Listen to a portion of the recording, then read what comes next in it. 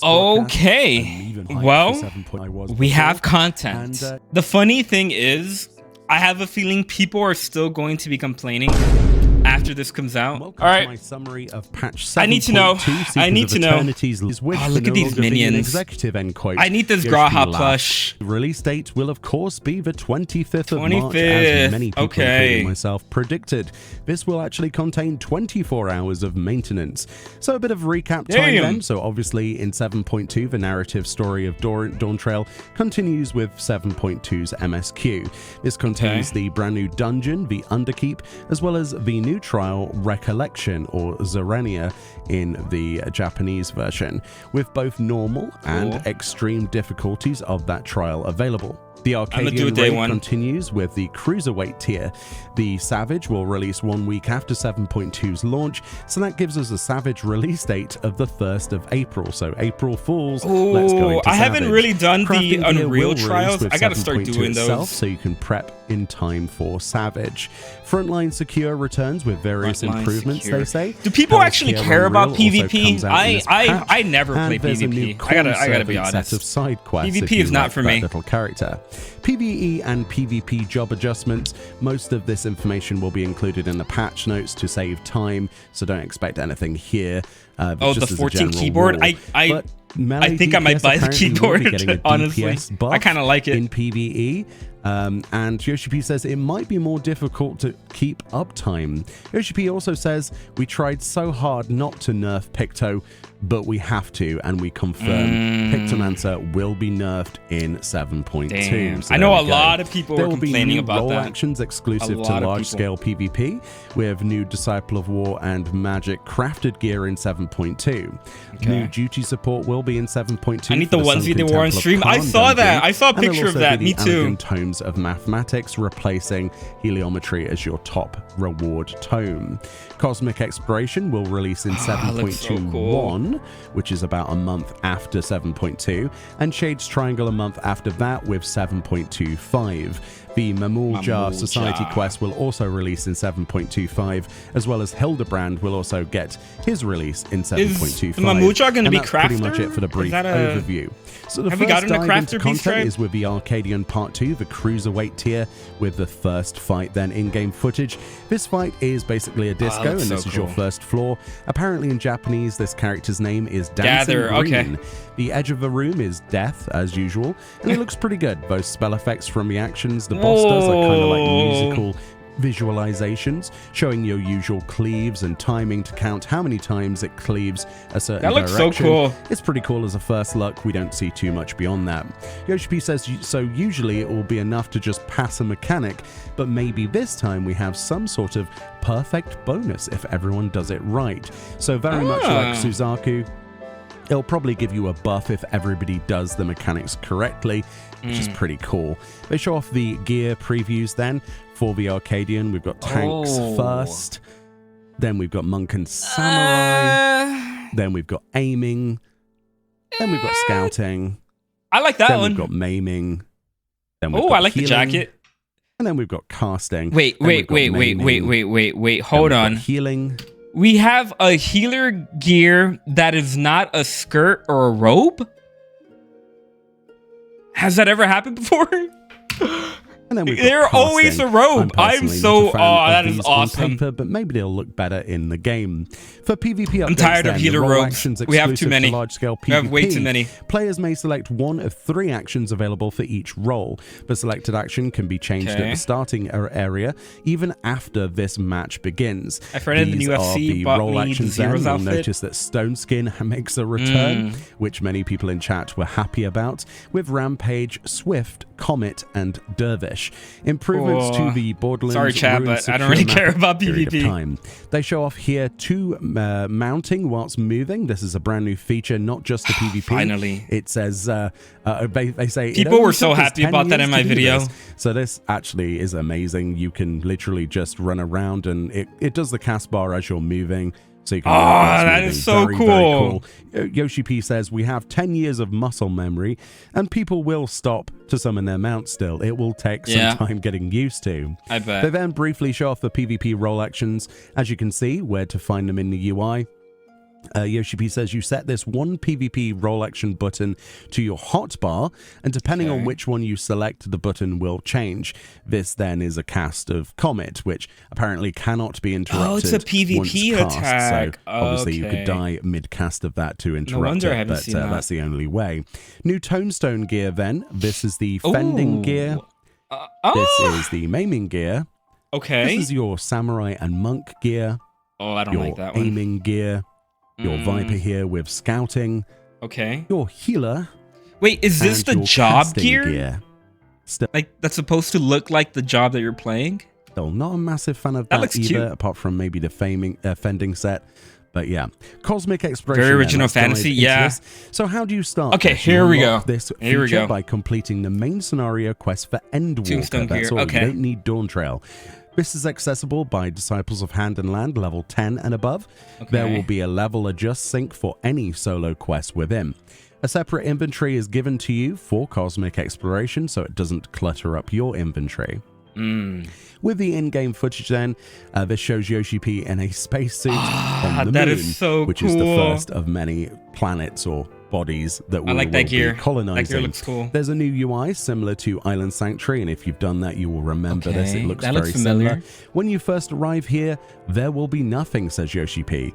He continues, what happens to Tails in the suit? They will be hidden. This is a response to people asking about Tails. It has its own sprint called Cosmo Sprint, and this is actually a permanent sprint for the area that you can toggle on and off, which is quite handy. Why don't they give that to us everywhere, like in every city? That is what I want. Give me infinite sprint in cities. As you can see, there are mining nodes that are required here for this particular Cosmo quest, and you can progress these like leave quests, so it's very similar to that. Then you turn in a quest on your tablet, get your rewards, and there you go. You don't have to go back to base. You can turn it in wherever you are. Yoshi P says this is the most basic sort of mission, and once you reach the gold rating in a mission, it will end. There are also emergency alerts. These are emergency missions. Yoshi P demonstrated this with a GM command. This is a meteor storm for the base. When the gauge at the top is filled, he says, which fills by everyone doing their missions, the emergency will end. Each step will give rewards, but extra rewards at the end. Right, moving on to mecha operations. So the way this works, as you can see on the top of the screen there is a fate symbol on the mech as well, and this pops up occasionally. You can click on this tablet, and you can click to join. This puts you into a queue where you're randomly selected to be the mech pilot. There are mecha supporters and pilots. If you apply here to be a pilot, you'll need a ticket, and you can buy those with the moon credit currency. If you don't get picked as a pilot, your ticket will be returned to you. Your chances of being picked rise the more you get unlucky to fail through the application. So similar to the dual system in Bosnia, basically. That sounds familiar. As you can see, Yoshi P is flying over in this cutscene to the area for the operation, and then Yoshi P switches over to the point of view of a That's going to be a mount, instead. like 100%. As you can that's see, going to be a mount the that supporter you can runs get. around with this weapon and gathers rocks and brings them back to a camp area. Now we tab back to being the actual mech from the other point of view, and as you can see, Yoshi P shoots the crystals to harvest these materials, these crystals, and brings them back the same way. There's a big charged beam as well that fills up, similar to the Aetheromatic Auger, if you remember from the diadem, that collects lots of crystals all at once. There's a return button, much like in Island Sanctuary, that will take you back to the base instantly, and this is known as Cosmic Fortune, which is like the Kupo of Fortune system from the Ishgard restoration. This time around, instead of scratch-off tickets, this is a roulette wheel of prizes. Oh, that's cool! There is new dies, Yoshi P mentions, new metallic dies. So one of which we see here is metallic cobalt green. That's what it's called. That's pretty exciting to see new When was the colors. last time we and had also new appears to be dies? a new metallic red shown here as well. Very cool. Lots of new rewards here, as you can see here. Lots of minions, mounts, emotes. This is so fun. Accessories, whatever. You spin the wheel and get lucky or unlucky. Yoshi P got the jackpot item on his first spin, because of course he did. This is a coffer of glamour. That's cap. They don't show this off. That's cap. To be interesting. No, Yoshi P says he has God mode on or something. This stream and I didn't win anything. Why don't I have this luck during Mahjong? He says. You can see here there's mounts, emotes, dies, parasols, minions, and then Yoshi P proceeds on his next spin to win one of the mounts. This is most definitely rigged. Everyone jokes in chat. It looks like 100%. I can't wait to dive into. Oh, look at these little sprites of the Laparates. That is so Back cute. then to the PowerPoint, currencies are earned from the missions. Cosmo credits can be exchanged for various rewards, and the other currency, Lunar credits, can be used to purchase those cosmic fortunes. This is a lottery system featuring various items, and they can also be exchanged for a ticket to join Mech Ops instead if you don't actually want to spin the wheel. Mech Ops are regularly occurring large-scale operations comprised of mech pilots and ground support units. The two groups coordinate on missions to gather as many minerals as possible, as well as removing obstacles for the progression of the zone. Those who wish to pilot a mech must exchange Lunar credits for a pilot application ticket, and up to 5 applicants can be randomly selected. Okay. There are, however, no limits to the number of people who can participate as a ground support, however. On occasion, unusual weather phenomena can occur during what's caused a red alert. Players must band together to complete designated objectives. At least crafter gatherers are finally going to have content. As I said during the last live letter, we're on the moon during this patch. We'll be somewhere else in the next update. Also, in that live letter, we discussed whether or not we wanted to have some form of ranking in this activity. With that in mind, they show off this, which is the Star Contributor reward. Scanning Way, an NPC, will tally each player's level of contribution. I need to see the rewards. Cosmic Exploration what can we get Initiative from this every content? other day. There's a schedule, as you can see on screen. Completing cosmic exploration activities within this tally period will increase your level of contribution, irrespective of the class used. Like, I want gear, I want mounts, I want minions, period will be awarded with the status of Star I want cool space weapons immediately following that tally period. Then, for 14 days, the following will apply to that the contributor. Rewards a hologram are going to of the make player or break in their the current content. gear will be projected in base camps. Their name will also be displayed on the bulletin board within those base camps, and they will be unable to receive another Star Contributor reward for another 14 days. So bear that in mind. It's a way of recognition that was missing sorely from the Ishgard restoration. Originally, I'm gonna be number one, chat. I'm gonna be number one. It turns out they're doing it here instead. It doesn't say that there's any titles or achievements associated with Star Contributor, so you don't have to be too crazy about it.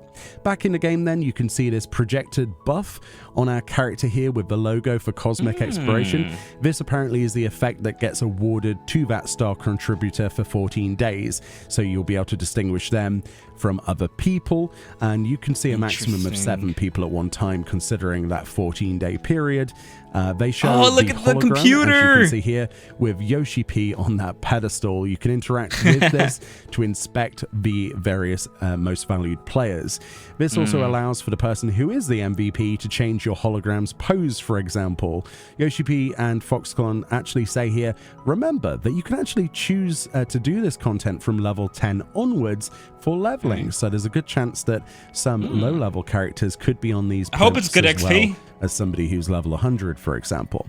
Onto relics for gatherers and crafters then. These are known as the Cosmic Tools. Okay. Relic series. Hopefully these Players are good. can earn the Cosmic Tools immediately from the start of I don't Cosmic have any of the crafter relic weapons or relic tools. When not equipped, players can enhance these tools, increasing their item level by simply progressing through various missions. So this is a lot different than previous tools.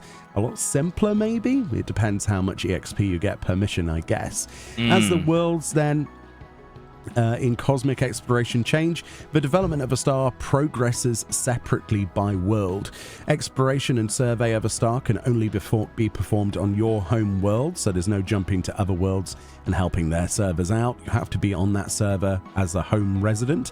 And star contributors are also selected by world as well, so there's one for Ragnarok, one for Odin, etc. Explore new planets. I'm gonna be MVP of Seraph. I call dibs. 3 more worlds I call to conquer dibs, in chat. the future, with the next one in 7.3x series, 7.4x series, and after that, finally 7.5x series for the. So we're gonna get a different planet for each patch. I feel like they're gonna want to. I feel like they need to rope it into maybe not the MSQ per se, but I feel like it's got to be something that we recognize. So I wonder what those are gonna look like. It should be fun. 4th and final planet or star. And there we go. That's pretty much the content schedule for that. They go on a small break now, and when we return, we're back into the Occult I hope we get Crescent something in the main first deep dive. So how do you start the Occult Crescent then, the new field content in 7.25? This is what everybody's waiting for. This is unlocked by completing the main scenario quest, Dawn Trail. So you do actually need to have completed Dawn Trail's MSQ, and you must have reached level 100 on a combat job. I've done that. In 7.3, we're going to have a new deep dungeon, so that's going to be used for leveling of jobs. For those people who are concerned that this is not deep for dungeon. leveling. I need more deep dungeon. Just bear that I need in mind. deep dungeon, they do Pepper. have plans for a deep dungeon in 7.3. That's why the Occult Crescent starts at level 100. So rather than using the duty finder, players must. I need to go finish the Endwalker deep dungeon. Much like when you're queuing Kagane to enter Eureka, for example. The Occult Crescent is split into various instances, with each instance having up to 72 players able to join. When you're in a party, the whole party will actually join the same instance when you queue. There's a feature called a knowledge level. That's cool. This is your separate leveling system used within the Occult Crescent, and the difference between your level and that of enemies will greatly influence damage dealt as well as taken. Upon being knocked out at knowledge level 5 and above, you will actually lose experience points when not revived by another player. So if you are knocked out at level 5 or above knowledge, you should probably use the shout chat and ask for a raise and put your coordinates. Losing too many EXP points will actually result in you leveling down, much like in previous field content. The level that down sounds like system, Bozja to me. obviously making you go down a level when you reach, sort of negative EXP. I think I'm just going to do this on stream. In-game footage time then. As you can see, I need something to grind on stream. This is the first of the zones then. Ooh. We're in this camp with an aetheryte. There are various vendors around and other NPCs to talk to. I wonder if Mikoto is going to come back. I love Mikoto. Levels, much like the other field content. Presumably these will be similar to Bozja and Eureka, where you have to. I still don't know what the difference is between support job and phantom job. I feel like they're using it interchangeably. Sure. So as you can see, the freelancer support job is actually default selected here. This is the default when you arrive here for the first time. You'll be given freelancer. If you actually click on this, I gotta drag my friends to the Endwalker dungeon until we finish. Yup. And if you click another button here, you can select from the other support jobs. Support and what? Support and Phantom job. For example, here, Phantom Knight, Phantom Monk, and Phantom Time Mage. There will be 12 support jobs, Yoshi P says. The first quest will unlock 3 of them. The rest will be unlocked through the exploration and progression of the Occult Crescent. Each one, as you can see, has assumption is Friday is going to act like a so if pet. you level up Time Mage, it doesn't level up Phantom Knight. You have to do each of those, obviously, all of them to get all of them leveled Happy Friday, up. So bear Eve. that in mind. So the idea is pick what you want and level them up anyway. Tomorrow my birthday. Oh, happy birthday! They all have their own skills. Happy early birthday. Yoshi P switches to Time Mage for this demonstration. This changed the support actions available. There are, in addition to your regular job abilities on a separate bar, they're given this, it's kind of like your own rotatable button on screen. This was to actually prevent button bloat for your regular bars, for console players, etc. But you can still, of course, drag these onto your bars default if you want to instead. So you're not forced to use this rotatable bar, but I like obviously this is to prevent you having to find space on your bars, which is nice. Yoshi P ventures we have way too many buttons and now. There's the map. Oh, this looks big. Which is pretty big. That looks there are huge. various fates on the map, as well as critical engagements. They make a return. This zone is about the same size as you would expect. We're not getting this on 7.2 launch, right? This is coming like a month later. There are 4 aetherites Am I right on that? around the map, and the slight difference here is that you I hope not, but all of these aetherites feel like at they're level gonna make us 1. wait. If you go over to them and sneak past monsters and don't die, you can unlock those immediately by touching them at the start of a content. This is actually to prevent you being behind your groups if you're chaining together fates or, notorious monsters, that sort of thing, critical engagements, so that you're not left behind when someone else teleports to the other side and starts a fate. This is obviously a departure from Eureka, where you had to reach certain levels. This looks so... Look how many mobs are on the field. That is awesome.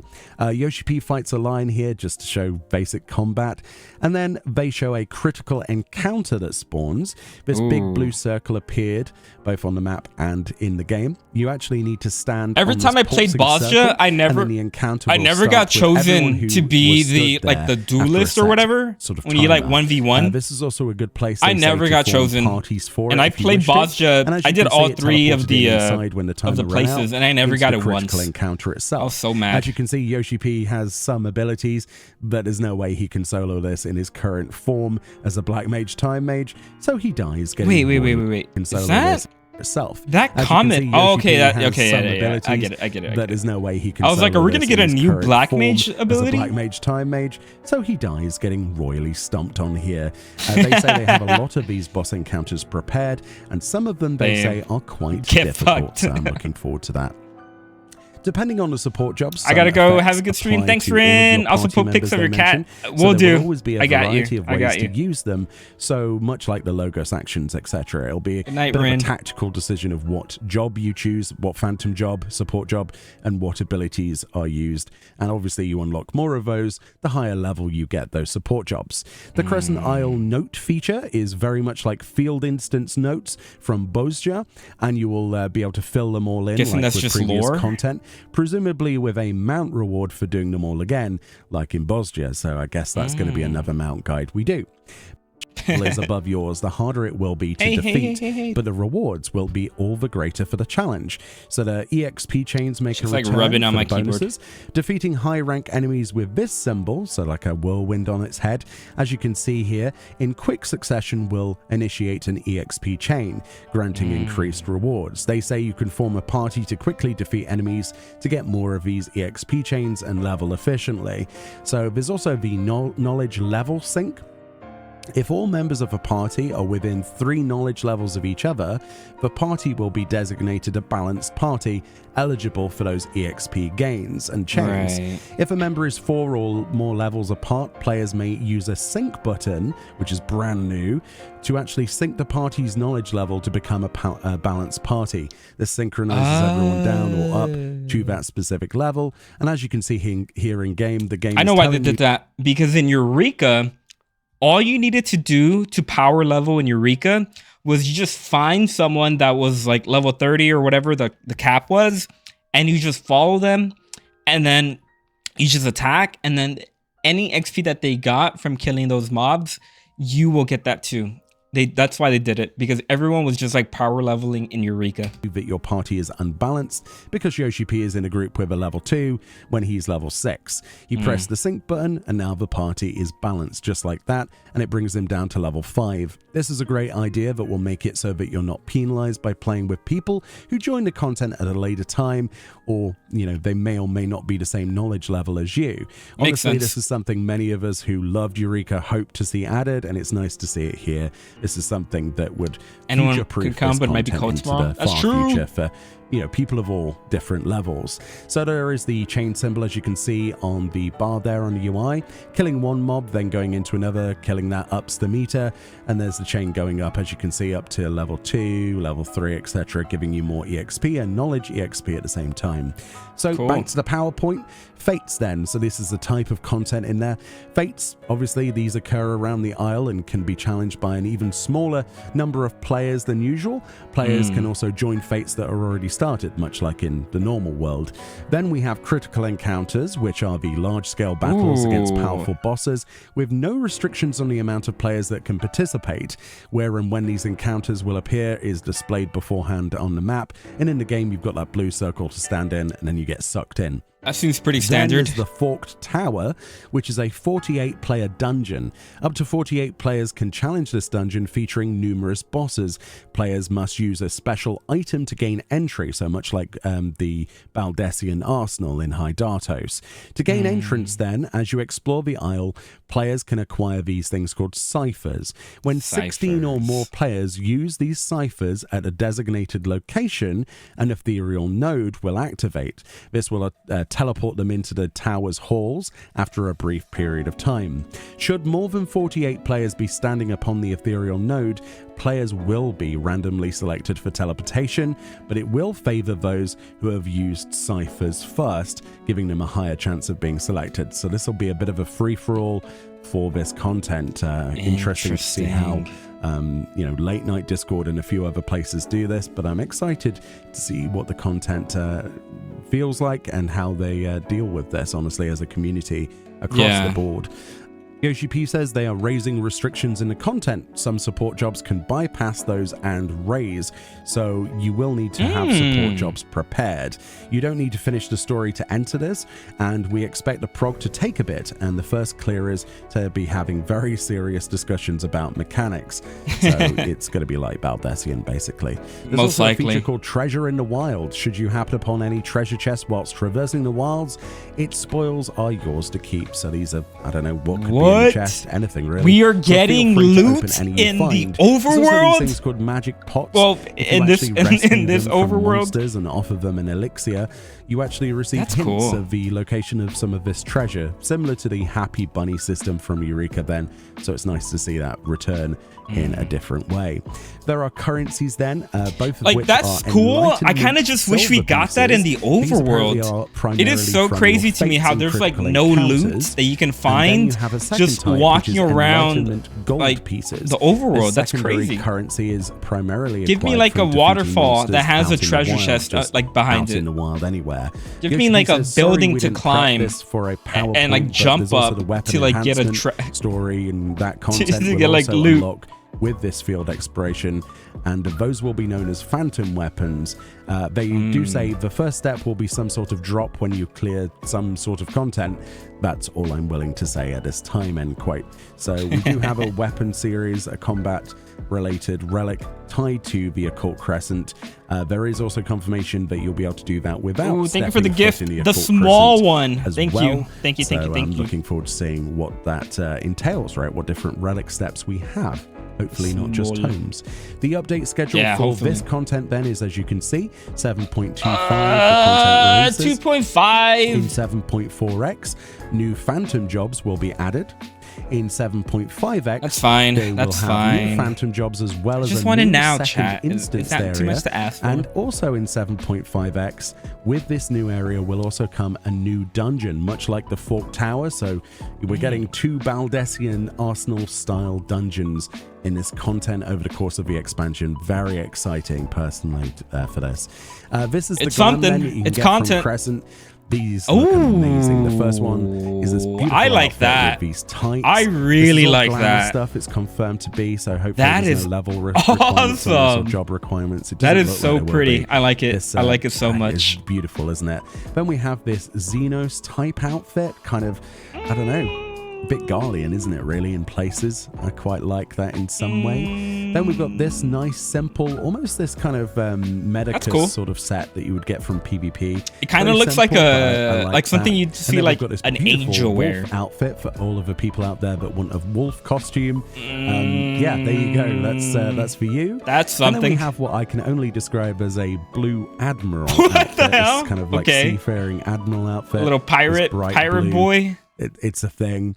And then some robed outfit with a coned hat that I thought we'd done away with coned hats, but apparently not.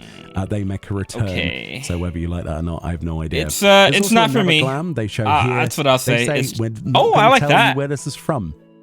Okay, this that's cool. Then worn by I'd wear that in real life. Like an evolution of the Craftsman set, in my opinion. That looks crafter to me. Can't wait to see where that's from. It looks a bit craftery, doesn't it? Not sure. Maybe that's from the moon. I don't know. Now we go in game. And that might be Beast Tribe. I feel like that's going to be Beast Tribe. First, then Minions is a dog. A dog. Absolutely adorable. That is so cute. I can't wait to collect that. Then we have a weird pink creature, which I don't know. I have no idea. I think I'll leave it to Fran to describe this one. What the hell is that? A pink Grinch? What is that? Yeah, it's a bit weird, isn't it? Then we have a fish with like a balloon or something. Kind of looks like a Pokemon, doesn't it? Honestly, like Gen 4 or something. Then we have a burb minion, which is a lovely white dove, which sits on your head. Oh, that's cool. Then we have a Breeskin of Cute Alexander, Justice, I guess, as a type minion. I think it's an oppressor, cool. Right? Maybe it's Cute Oppressor or something. No idea what that is. And then a robot Scoopy Boy, which is clearly from the Cosmic Exploration if you saw the trailer. Oh, that is so... Okay, that's the first minion I'm going to get. Like a digger. And, I'm grinding for that day one. Version. Now onto mounts then. This is where it gets really interesting. We've got a demon brick mount.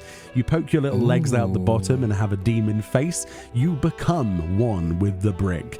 This is likely from the Forked Tower, as we saw in the trailer, a boss that was a giant red demon wall. Yeah. It's pretty much the same thing. That's awesome. It's pretty great, isn't it? We need that in our lives immediately. And then to everyone's surprise, they actually introduced the car from Solution 9. You might have remembered that low resolution finally poly car on a turntable. It's finally in the game, and it looks a lot better than it does in Solution 9. Ooh, it looks incredible. In fact, when it takes off, that it looks transforms. awesome. It's like something that looks so cool. I like that. Little background music. I really like that. Tell what that was at the time. It's got unique music. And yeah, it looks pretty great, doesn't it? That's honestly cool. Quite happy that's in the game. Then we have this black mech suit from Cosmic Exploration, which presumably is from your roulette wheel in Cosmic. Your lucky Laporit thing. Which is pretty cool. Then finally, we have, of the normal mounts, a massive airship. This thing looks like it's a multi-person mount. Hopefully this is from the Raid series, but I'm not sure how it would tie in. It's bloody gorgeous though, isn't it? That's cool. Kind of looks like the Bismarck or something. You know, we've got that front there. It's bloody gorgeous. That's really cool. It's huge. It has to be. That's got to be the field exploration maybe 4-person thing. But I'd prefer if that was an 8-person mount, personally. The Lalafo. Like, how is the Lalafo even turning that thing? Very similar to the other ones. Oh, thank you for the follow Feel Your Skin. Yo, this live letter is crazy. I know. This gives you a cape. Oh, that is so cool. When you take off, and also has a fantastic that is so Fantasy cool. 9, background music to go with that. Looking pretty special. Wow. Now we take a quick look at the new sprint jog system. So if you're sprinting, I need to know about this. When it ends, you get a jog buff. This will not happen during battles, they say, but you can cancel this infinite jog if you like by dismissing the buff. It will also remove itself when you enter a combat situation, but there are no confirmations if this happens only in certain areas, because they were in an open area of the world. That's true. I thought it was only going to be a city thing, but the jog buff didn't disappear. It was just there. Okay. The only time it disappeared was when Yoshi P dismissed it. So whether or not they're showing this off as a GM command just to demonstrate this, or if this really is going to happen everywhere in the world, I feel like it is. But maybe until we get confirmation, why would they show it to us like this if it wasn't? Speculate. But if that is That's cool. Anywhere, that is a huge change to the game. Holy That's really moly. cool. Much like the mounting whilst moving. Very cool. We need And more here is quality the of patch life schedule stuff. for 7.2. Okay. Here we go. The 25th of March is 7.2's release. Then the Okay. April the 1st release date of Savage. Then we have April the 22nd is 22nd. 7.21, where we receive the Cosmic Exploration debut. Oh, and then that's on such a May long the time from now. 27th, we get 7.25.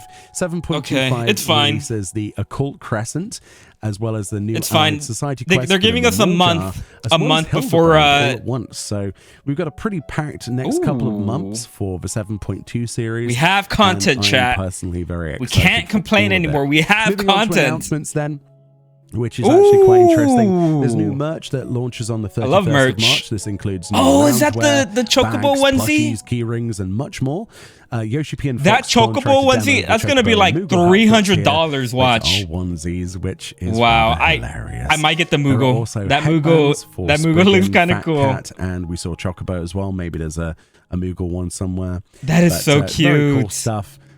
Yeah. I don't know if it's my cup of tea, but a lot of people are eyeing up those What? onesies. That looks so cool. It's gonna be like $400 Next up, for sure. This then, this is with Novel Keys, keyboard. a collab. You can get keycaps as well as a new mouse mat, as well as a full customized keyboard from Novel Keys. This actually looks amazing. That keyboard this retails sick. If you go to Novel Keys website. It's $200 in the description. $200 for a keyboard. Work for me for $195. The mouse pad is $30, and the Final Fantasy 14 Aeors. Damn, I kind of want it. If you want to buy those separate, will cost you $110. That is I crazy. personally couldn't resist. I need a new keyboard anyway, so I dropped my $195. Yeah, I might buy one too. But it looks pretty good, honestly. Their website's pretty nice, and they've got some other good stuff on there. Definitely worth a visit. Link in the description. The Final Fantasy 14 cross with Isatan, I think that's how you pronounce that, special collaboration 2025. This goes live on Wednesday, the 26th of March, where you can get some whiskey for Heidelin and Zodiac. If you like your whiskey collections. That's a cool interesting collab here, such as the one that Foxconn's been wearing this entire time. Oh, that's cute. In that collab.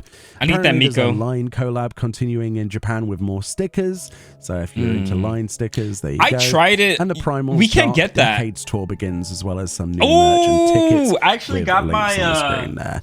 The sweepstakes for the Instax collab is still underway, where you can get some cool stuff. My Primal X collab, however, you have to have an X account to take part.